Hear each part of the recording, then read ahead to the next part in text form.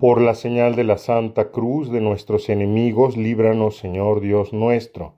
En el nombre del Padre, y del Hijo, y del Espíritu Santo. Amén. Señor mío y Dios mío, creo firmemente que estás aquí, que me ves y que me oyes. Te adoro con profunda reverencia. Te pido perdón de mis pecados y gracia para hacer con fruto este rato de oración. Madre mía Inmaculada, San José mi Padre y Señor, Ángel de mi guarda, intercedan por mí. En la primera lectura de este domingo número 30 del tiempo ordinario, nosotros leemos el libro del Eclesiástico y ahí se lee lo siguiente. Quien sirve a Dios con todo su corazón es oído y su plegaria llega hasta el cielo. La oración del humilde atraviesa las nubes. Esta afirmación de este libro de la sabiduría, que es parte de la sabiduría de Israel, porque nos es comentado, por así decirlo, con un hecho que narra el Señor Jesús en el Evangelio de hoy, que es del capítulo 18 de San Lucas. En aquel tiempo Jesús dijo esta parábola. Dos hombres subieron al templo para orar. Uno era fariseo y el otro publicano. El fariseo erguido oraba así en su interior. Dios mío, te doy gracias porque no soy como los demás hombres, ladrones, injustos y adúlteros. Tampoco soy como ese publicano. Ayuno 2 veces por semana y pago el diezmo de todas mis ganancias. El publicano, en cambio, se quedó lejos y no se atrevía a levantar los ojos al cielo. Lo único que hacía era golpearse el pecho diciendo, Dios mío, apiádate de mí, que soy un pecador. Pues bien, dice el Señor Jesús, yo les aseguro que éste bajó a su casa justificado y aquel no, porque todo el que se enaltece será humillado y el que se humilla será enaltecido. Debemos comenzar por recordar quiénes eran los publicanos. Y para esto tenemos que liberarnos de una cierta simpatía que tenemos y que nutrimos hacia los publicanos, porque vemos que el Señor Jesús se muestra acogedor hacia ellos. Pero en sí mismos, los publicanos eran gente muy mala, gente, podríamos decir en lenguaje nuestro, despreciable. Era gente, por así describirlos, como mafiosos con licencia. Eran personas que eran colaboracionistas con el gobierno extranjero, gente que exprimía a sus conciudadanos para sacarles los impuestos que iban a entregarle a las autoridades romanas.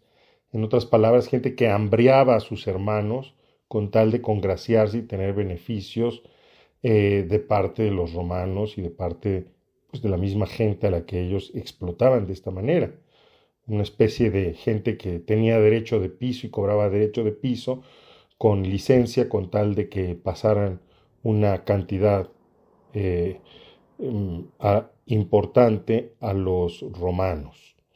Era gente entonces, como te das cuenta, bastante negativa, bastante, diría, y creo que no me equivoco, nauseabunda por el nivel pues, de vileza que esta gente tenía. Lo sorprendente es que este hombre en el texto que acabamos de escuchar, en su oración resulta justificado.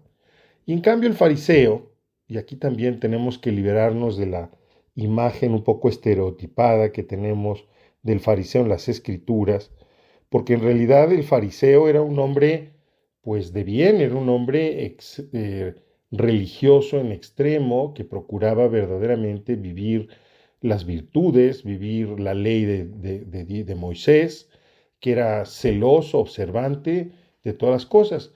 Y sin embargo, en este momento, en la parábola que el Señor nos acaba de narrar, su oración no es escuchada.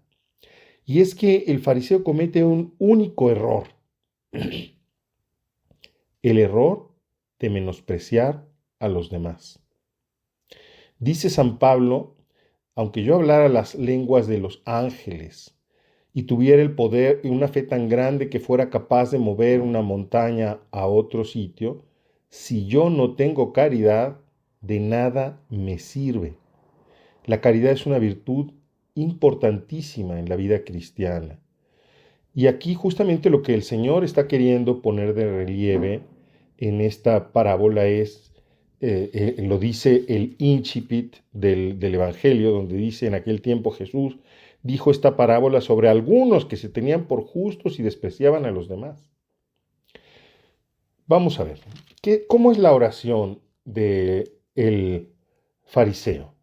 El fariseo comete un error, un gran error. El error es medirse con los demás. Y claro, delante de los demás, porque él se retiene justo y de hecho es un hombre que se esfuerza, que es bueno, siempre es el primero de la clase. El primero en la oración, el primero en el ayuno, el primero en la limosna, etcétera, etcétera. Pero esa no es la verdad del hombre delante de Dios. En cambio, el publicano, dice el texto que él se mide con Dios. Ni siquiera es capaz de levantar la mirada. Sabe que está en una circunstancia de deuda para con Dios y lo único que es capaz de decir es: Señor, ten misericordia de mí, apiádate de mí, que soy un pecador.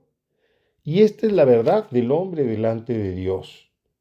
El hombre siempre delante de Dios está en deuda, siempre tiene que ser perdonado, tiene cosas de las cuales pedir perdón. Por eso nos gusta tanto el chismorreo, ¿no? Y vende tanto los programas, por ejemplo, de gossip, como se suele decir, ¿no? En la televisión nos encanta estar hablando de los demás, contándonos los secretos de los demás, porque en la medida en que nosotros ventilamos los errores,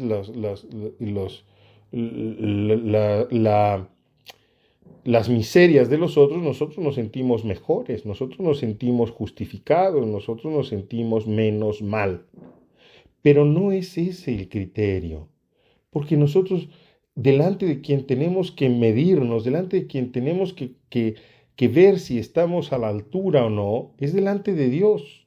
Y delante de Dios, te repito una vez más, siempre estamos en deuda.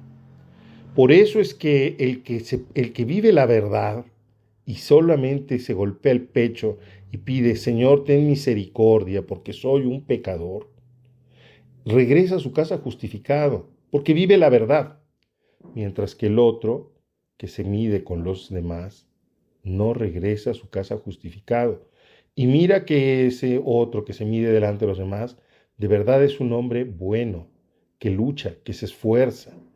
Pues vamos a pedir hoy en este día, en este domingo, a nuestro Señor, que nosotros seamos humildes, para que nuestra oración atraviese las nubes y obtenga lo que pida, para que nosotros seamos de esas personas que sirven a Dios con todo su corazón y para que nuestra plegaria sea oída, llegue hasta el cielo, pero no personas que desprecian por eso mismo a los demás.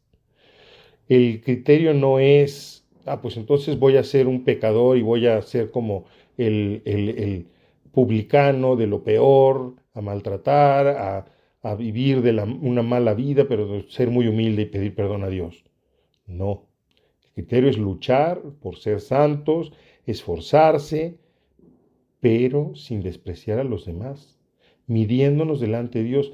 Qué fácil es para algunas personas, por ejemplo, buscar los defectos de la iglesia, pero no buscan los defectos de la iglesia para ayudar a la madre iglesia a ser mejor, a los clérigos, por ejemplo, para que sean mejores, sino los buscan para poder sentirse justificados de no asistir a la iglesia, de alejarse de las fuentes de la salvación.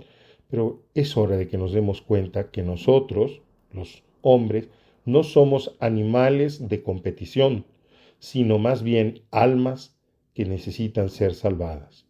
Que Santa María, nuestra Madre, nos alcance esta humildad y este grande amor a Dios para esforzarnos en todo para ser salvados y para corresponder a esa salvación. Te doy gracias, Dios mío, por los buenos propósitos, afectos e inspiraciones que me has comunicado en esta meditación. Te pido ayuda para ponerlos en práctica. Madre mía Inmaculada, San José mi Padre y Señor, Ángel de mi guarda, intercedan por mí.